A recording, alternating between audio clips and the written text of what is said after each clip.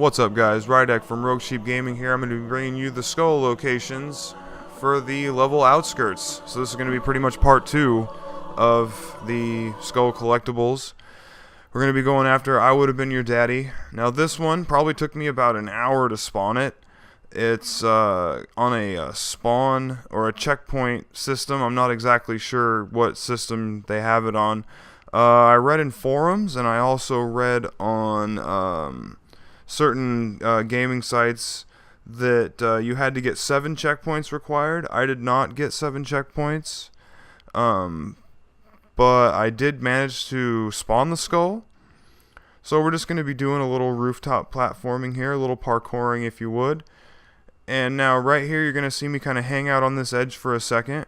And what I'm waiting for is I'm waiting for a music cue or a checkpoint to pop up so that I can move on.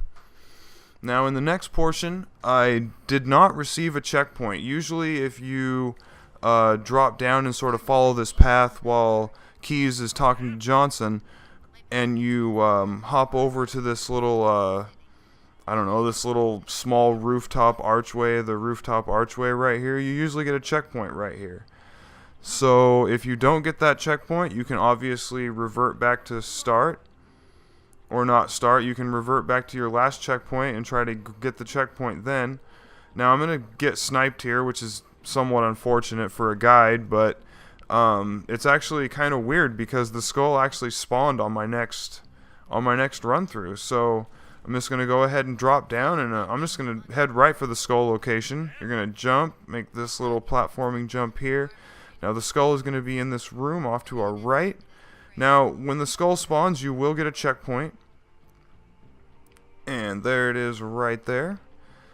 Now this skull, when activated, basically adds extra dialogue, or makes the rare dialogue in the game appear more, or you can hear it more in the game. The Marines curse a lot more, and the Covenant curse as well, and there's a lot more dialogue from the Covenant.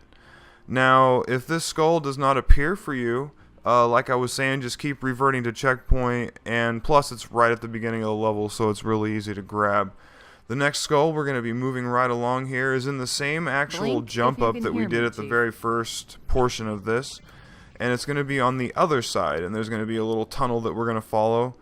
So we're going to go ahead and fail this first jump and make it onto the rooftop here, turn around and walk down this little corridor, and you'll see the skull at the end of the corridor.